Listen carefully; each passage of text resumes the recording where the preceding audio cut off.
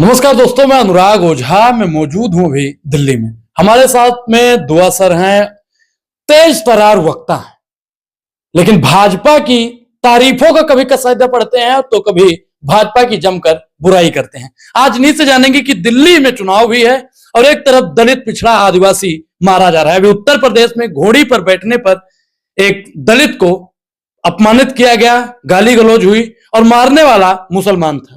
Sir, पहले तो आपका बहुत बहुत स्वागत है। धन्यवाद आपके चैनल को, और आपके चैनल के माध्यम से सभी जनता को अभिनंदन करते हैं। मैं किसी भी व्यक्ति का व्यक्तिगत रूप से किसी का मैं दुश्मन नहीं हूं। मेरा हमेशा विचारों का टकराव होता है।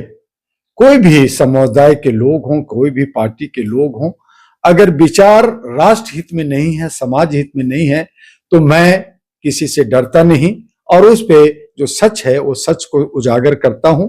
आज जो उत्तर प्रदेश की स्थिति है, जो आपका सवाल है, वो स्थिति बहुत ही विकराल है। ऊपर से कहते हैं कि मैंने वहां पे क्राइम को कंट्रोल किया, मैंने बुलडोजर चलाया, मैंने इनकाउंटर किया, वहां नफरत की बाजार पहुंचाई गई। वहां पे जो है कमोबेश 1500 महिलाओं के साथ रेप हुआ। वहां पे उत्तर प्रदेश में बहुत सारे साधु सन्यासियों पर बलात्कार का केस हुआ, बहुत लोगों का जमानत हुआ।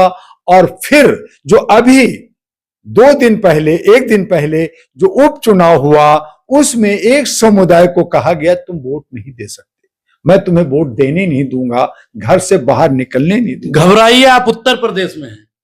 देखिए, इसीलिए कि उत्तर प्रदेश जो उत्तम राज्य होना चाहिए था, राम राज्य ही है, राम राज्य ही है कि बुर्का पहनकर फर्जी वोट पड़ रहा था।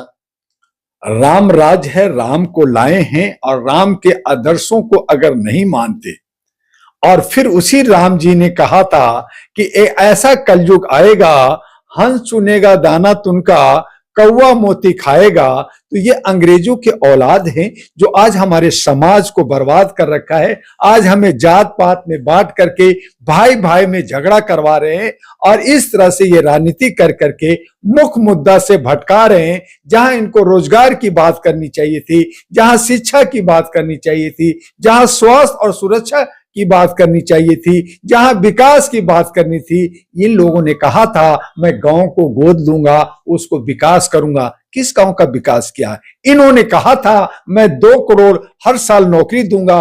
किस रोजगार को? इसी उत्तर प्रदेश में जब हमारे छात्रों ने यूपीपीसी का कहा कि आप एक दिन में एक शिफ्ट में एक जो सवाल है वो सभी को दीजिए, उसमें जो योग्य है वो पास होगा, लेकिन आप अलग अलग दिनों में, अलग अलग शिफ्टों में अलग अलग क्वेश्चन दे करके आप कहीं ना कहीं भेदभाव कर रहे हैं। क्रीम लेयर से आप बच्चों के साथ आप दुर्भाव कर रहे हैं। फिर कैंसिल होता है, फिर चोरी होता है, और फिर जब पास भी हो जाता है तो उसे नौकरी नहीं मिलती, तो वो भटक रहे हैं। तो नौजवानों को भटकाना, क्या आप लोकतंत्र के सिस्टम से चल रहे हैं? देखिए, सरकार ने लेकिन उनकी मांग मान ली ना।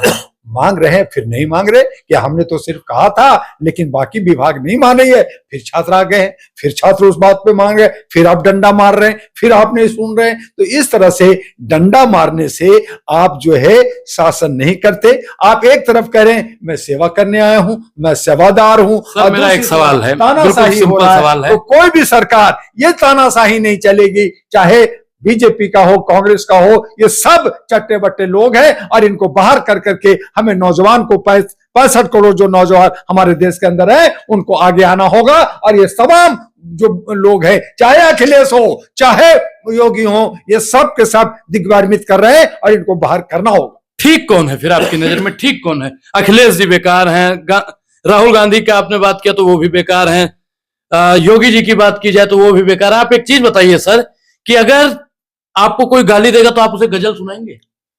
गाली क्यों दिया जा रहा है? गुंडे क्यों बन रहे हैं? जनाक्रोश क्यों हो रहा है? आज पुलिस डिपार्टमेंट का जो है सुरक्षा देना है, तो आप जो है सुरक्षा नहीं दे करके चंदा धंधा, खाली जो है मनी कलेक्शन और डराने की काम करेंगे, डंडा मारने की काम करेंगे। आज न्यायपालिका को न्याय देने की जगह आप उनको सजा देंगे। तो मैंने बार बार कहा है कि आज न्यायपालिका पुलिस जो है वो गुंडे बनाने की फैक्ट्री हो गया है। ये फैक्ट्री है जहां पे बदमाश पैदा लेते हैं। तो जब बदमाश होगा, जब जनाक्रोश होगा, जब सीधे साधे भोले भाले के साथ जो बच्चा पैदा लेता है वो गुंडा नहीं होता। वो गुंडा आप समाज बनाता है। अगर आप गलत दिशा देंगे तो वो गाली भी सीख जाएगा, वो मारना भी सीख जाएगा, वो लड़ना भी सीख जाएगा। तो सिखा कौन रहा है? व्यवस्था को ठीक करना होगा। आज हमारा लोकतांत्रिक देश है, आज हमारे ये सेकुलर देश को आप जो है आप जात पात में बांट करके, नफरत में बांट करके संविधान को चूमते हैं, दिखाते हैं, लेकिन मानते नहीं, उनके प्रेमबल को नहीं मानते, उसके आर्टिकल 14 के समानता का नहीं मानते, आप आर्टिकल 340 नहीं मानते, 341 नहीं मानते, 19 और 21 नहीं मानते, 25 नहीं। अरे मानेंगे क्या? तो आप जो है सिर्फ कहेंगे भैंसिया ले गया, तो आप कहेंगे मंगलसूत्र ले गया, तो आप झारखंड में कहा बेटी ले गया, आप एनआरसी लाए, आप सीए लाए, आपने लाया है, आप इस तरह से बर्बाद कर रहे हैं, आप आरक्षण दे रहे हो, आप उसको इंप्लीमेंट नहीं कर रहे हो, आप तरह तरह की परियोजना ला रहे हो और फिर कहते हो कि नहीं होगा तो दंगा होगा, नहीं होगा तो जो है असंसुनता होगा, अराजकता होगा। तो ये कहीं ना कहीं सरकार की कमी है, चाहे कोई भी सरकार हो। इनको हटाने के लिए अब नौजवानों को, जो सामाजिक लोग हैं, उनको आना होगा। और इसीलिए डॉक्टर दुआ ने कहा कि अब जहां आपने इन तमाम चीजों को, अब गंदगी को फैलाया है, तो अब गुप्त मतदान नहीं